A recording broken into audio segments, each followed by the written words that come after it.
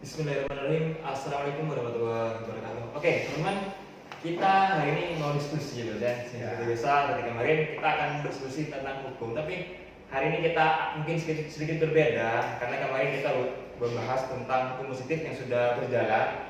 Hari ini kita akan berdiskusi tentang rancangan kitab undang hukum pidana. Nah, yang mana kemarin ini ramai ada sebuah kontroversi ya. Karena hari ini temanya seperti itu, maka yang akan bahas mungkin tidak semua ya, tentunya saja.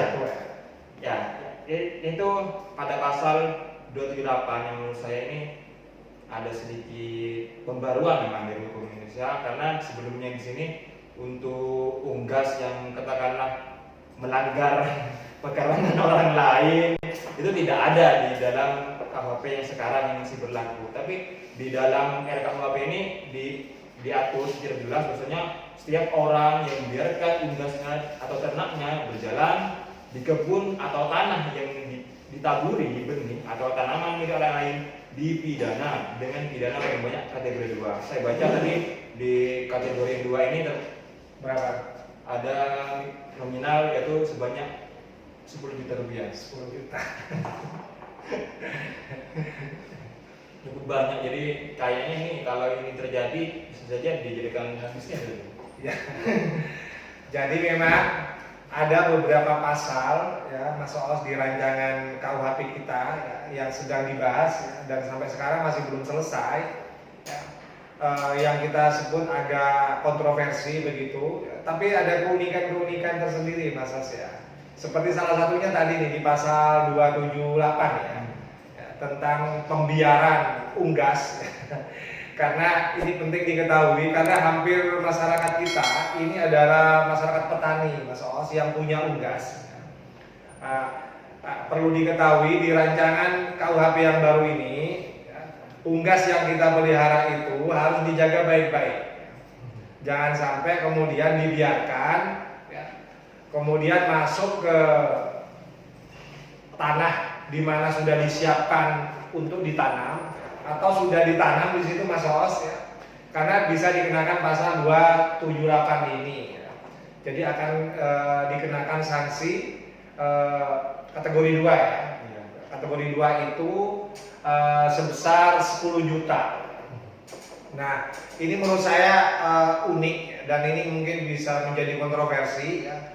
Karena masyarakat kita itu hampir dipastikan mayoritas petani ya memelihara yang namanya unggas ya, termasuk di kampung kita ya di Madura ini di Sumeneb ya, masyarakat petani kita kalau boleh saya katakan hampir nyaris 100% pasti ya memilih memelihara unggas ya, di samping bertani juga memelihara unggas ya, ayam maksud saya ya.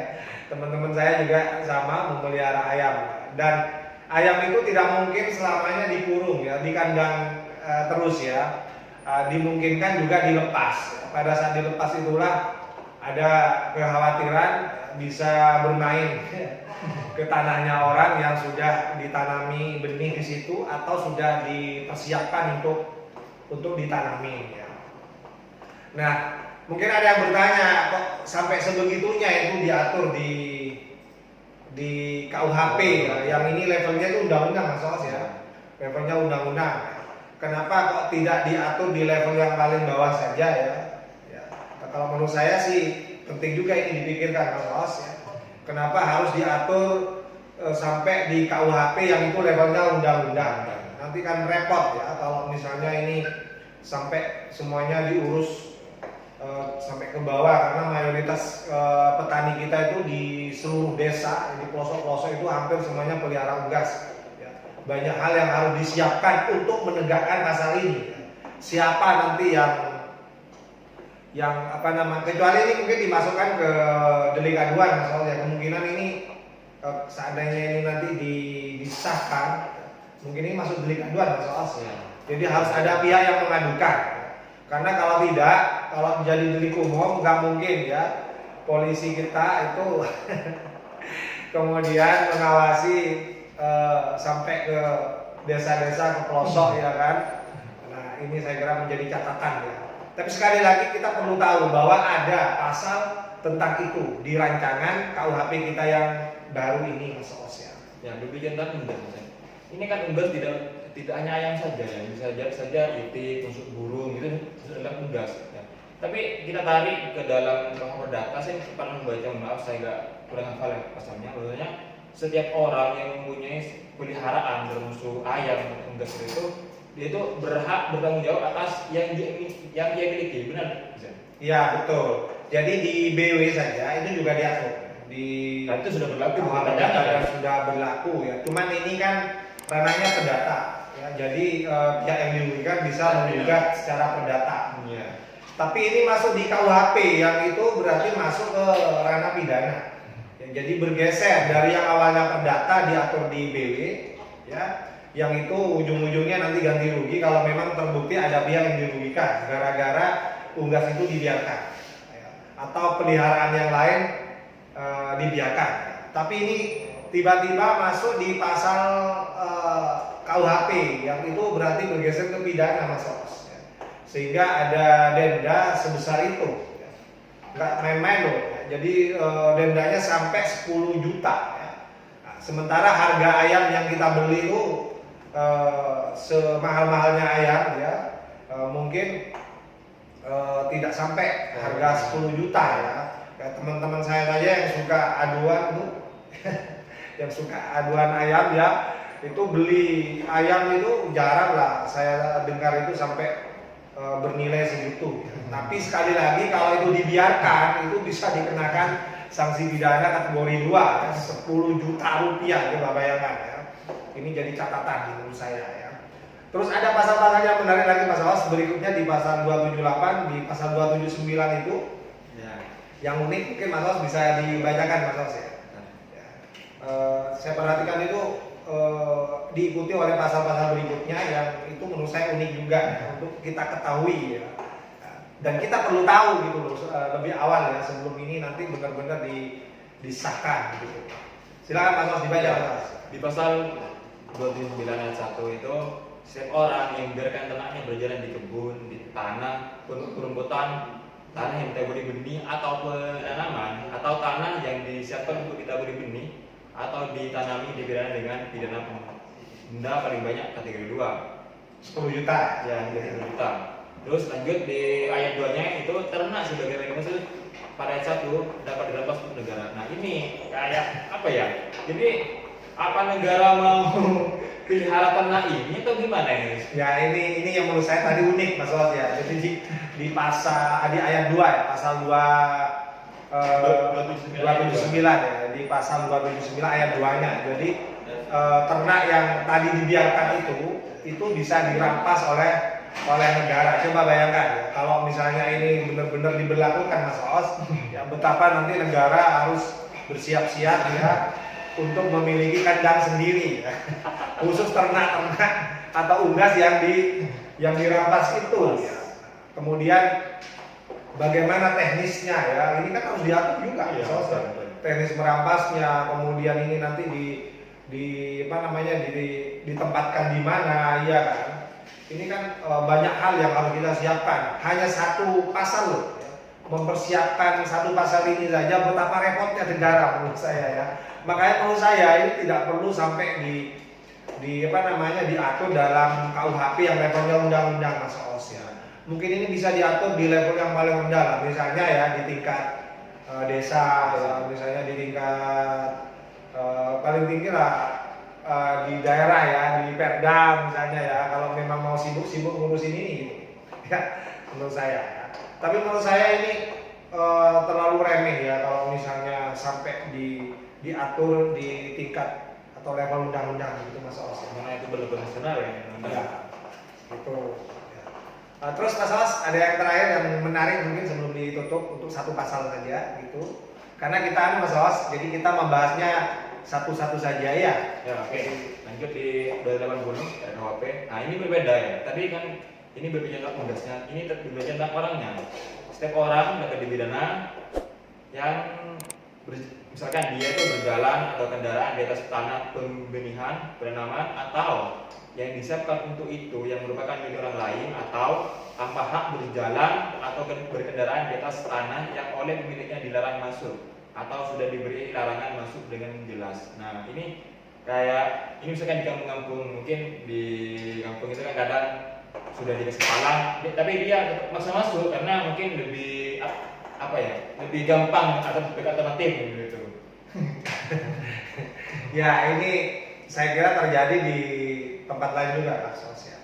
Terutama di desa-desa yang di situ ada lahan pertanian ya, di ladang atau di sawah ya, ketika sudah disiapkan untuk ditaburi benih ya, apalagi sudah ditaburi benih itu biasanya sudah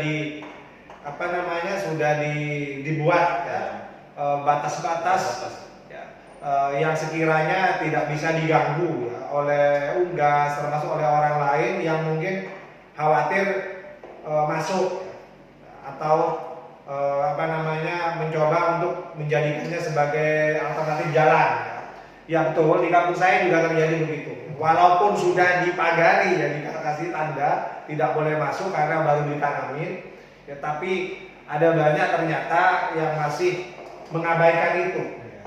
Jadi pengennya lebih cepat, lebih mudah ya, kemudian nerobos tanah yang sudah diberi tanda bahwa kita tidak boleh masuk karena di situ sudah disiapkan ditanami atau sudah ditaburi benih. Nah, ini diingatkan melalui pasal ini. Kalau memang ini jadi nanti diberlakukan Mas Aos, berarti kita harus berhati-hati. Yang punya ayam ya. Berhati-hati ya. Kalau tadi ayamnya, kalau yang ini yang orangnya harus berhati-hati, jangan sembarangan lewat di tanah hak milik orang lain yang itu sudah disiapkan untuk lahan pertanian. Tapi kan kalau BPJS Bangkara ini kan sejak hukumnya dia punya akal, punya hak dan kewajiban. Tapi kan kalau unggas dia itu kan hewan yang mana dia itu tidak punya akal untuk berpikir seperti manusia. Makanya yang dipidana itu bukan unggasnya. Jadi yang dikenakan pidana itu adalah orangnya yang membiarkan unggas itu keluyuran masuk ke tanah pertanian orang lain begitu ya. Jadi kira-kira seperti itu. Jadi betapa rancangan KUHP ini hendak memberikan perlindungan ya terhadap para petani kita yang susah payah ya menanam ya, dikhawatirkan nanti gagal ya penanamannya gara-gara kemudian tetangganya kemudian melepas ayam-ayamnya semua. Coba bisa bayangkan ya, kita capek-capek menanam ya jagung, katakanlah kalau di Madura ini masalah ya, menanam jagung panas-panas keluar biaya banyak ya, tiba-tiba ada tetangga kita melepas ayamnya ya. Sudah tahu sekarang ini musim tanam ya, kemudian ayamnya yang banyak itu dibiarkan dikeluarkan semua ya, masuk ke tanah milik orang lain yang itu sudah ditanami benih begitu ya. Nah mungkin dalam rangka untuk melindungi itu Mas Os ya. Cuman mungkin yang perlu didiskusikan itu adalah masalah pengaturannya ini. Ini tidak main-main loh, diatur di KUHP yang itu levelnya undang-undang ya. Dan itu membutuhkan banyak hal yang harus disiapkan untuk menegakkan satu pasal ini saja ya. Negara akan repot loh. Sekedar menegakkan satu pasal ini negara sudah sangat repot. Tapi kan di dalam satu pidana seseorang itu dapat dipidana apabila ada yang diakibatkan dari kerugiannya yang diperbuat. Memang itu dapat diproses pidana. Tapi kan kalau ke dalam hal ini kayak lebih pribadi, privat. Jadi saya mengira kalau ini terjadi yang diberlakukan, takutnya nanti hukum kita ini kan sensitif. Apa-apa langsung dipidana, langsung ternyata dalam mungkin secara filosofisnya mau untuk perlindungan, tapi gagal mungkin akan ada sebuah kericuhan di sini. Ya makanya ini harus dipertimbangkan. Makanya saya sebut ini salah satu pasal yang kontroversi. Jadi perlu diskusi, perlu didiskusikan. Saya yakin ini akan lama dibahas ya. Pasal ini saja saya yakin akan memakan waktu yang banyak ya, untuk didiskusikan ya. Jangankan di DPR ya, di parlemen ya, di kalangan kita aja dia karena akademisi kita pasti banyak hal yang perlu kita diskusikan untuk sekedar memahami pasal ini, Mas Os. Makanya sekali lagi ini mungkin yang perlu diketahui Mas Aus ya. Kita akan lanjutkan nanti di pasal apa lagi ya yang itu dianggap kontroversi. Jadi kita ini Atau mungkin nanti juga terus sama penelitian. ya. Jadi kita akan bahas satu persatu pasal mana saja yang dianggap kontroversi ya, dalam rancangan KUHP kita yang baru ini dan hal-hal lainnya. Nanti kita tunggu saja di episode berikutnya. Saya kira itu Mas Aus ya. Baik, kita tutup ya. Ya. Baik, terima kasih. Kita tutup perjumpaan ini. Semoga bermanfaat. Assalamualaikum warahmatullahi wabarakatuh.